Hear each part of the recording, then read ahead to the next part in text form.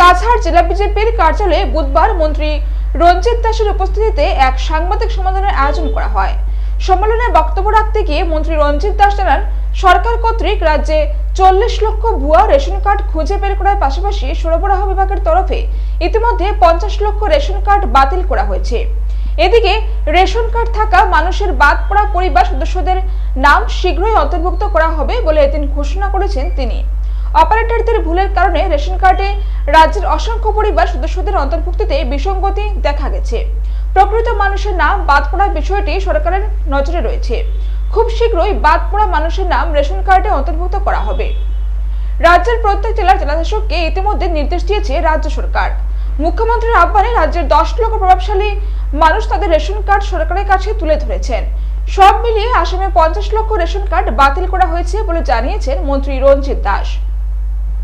Ration কার্ডের পরিসংখ্যান তুলে ধরে তিনি জানান, রাজ্যে বর্তমানে কার্ডধারী পরিবারের সংখ্যা 66,25,917 আর এসব কার্ডের অধীনে হিতাধিকারীর সংখ্যা 2,31,35,559 জন। কাছাড়ে কার্ডধারী পরিবারের সংখ্যা 36,02,000 আর হিতাধিকারী 12,96,098।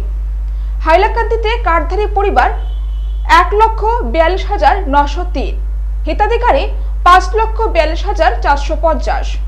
করিমগঞ্জে কার্ডধারী পরিবারের সংখ্যা 2,48,271 আর এসব কার্ডের অধীনে হিতাধিকারী রয়েছেন মোট 9,34,765 জন।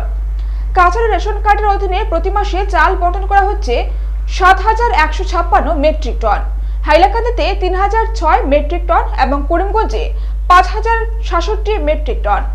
মন্ত্রী আরো জানান, আগামী ডিসেম্বর মাসে রাজ্যে পঞ্চায়েত নির্বাচন অনুষ্ঠিত হবে। এবারে নির্বাচন রাজনীতি মুক্ত হওয়ার পাশাপাশি দলীয় কোনো চিহ্ন থাকবে না বলেও জানিয়েছেন তিনি। জনগণ নয়, এবার পঞ্চায়েত সভাপতি নির্বাচিত করবেন পঞ্চায়েতের গ্রুপ সদস্যরা। আগামী 31 আগস্টের মধ্যে পঞ্চায়েত এবং 7 সেপ্টেম্বরের মধ্যে ব্লক রিঅর্গানাইজেশন করা হবে। 2001 সালের সেন্সাস অনুযায়ী এই ব্লক রিঅর্গানাইজেশন করা হবে এবং এই প্রক্রিয়া সম্পন্ন হওয়ার পর ডিসেম্বরে পঞ্চায়েত নির্বাচন অনুষ্ঠিত হবে বলে জানিয়েছেন পঞ্চায়েত ও গ্রাম উন্নয়ন মন্ত্রী রঞ্জিত দাস। এদিকে স্মার্ট মিটার নিয়ে চলার প্রতিবাদের বিষয়ে কোনো মন্তব্য করেননি তিনি। বিষয়টি বিদ্যুৎ মন্ত্রীকে প্রশ্ন করার কথা জানিয়েছেন তিনি।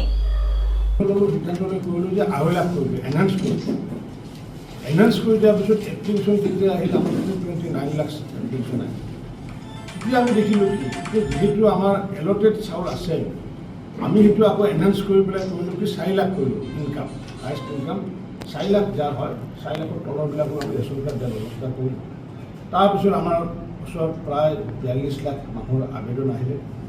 তাৰপিছতো আমি কি কৰিছোঁ, 40 লাখ আহিছিলে। তাৰপিছত কি কৰিলোঁ, 4th গ্ৰেড ষ্টাফ যিমান আছে, চৰকাৰী ষ্টাফ আছে, তেওঁলোককো সেইটো আওতাৰ মাজত আনিলোঁ। আগতে আছিলে NFSত চৰকাৰী চাকৰি বা পেঞ্চনাৰী নোৱাৰিব, আমি কৈছোঁ যে চৰকাৰী পেঞ্চনাৰী পাৰিব যদি তেওঁলোকৰ মানে ইনকামটো যদি পেঞ্চনটো যদি লেছ দেন 4 লাখ হয়।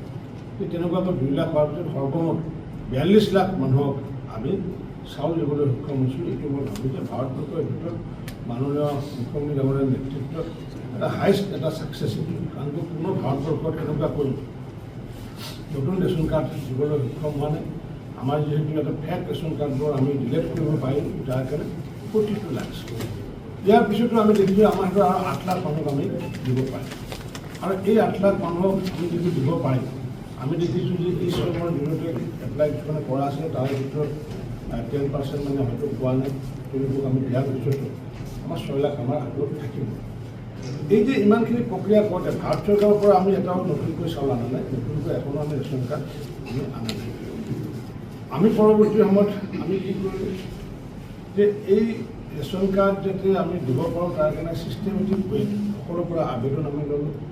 আবেদন লোৱাৰ পিছত আমি 42 লাখ নতুনকৈ ইতিমধ্যে আমি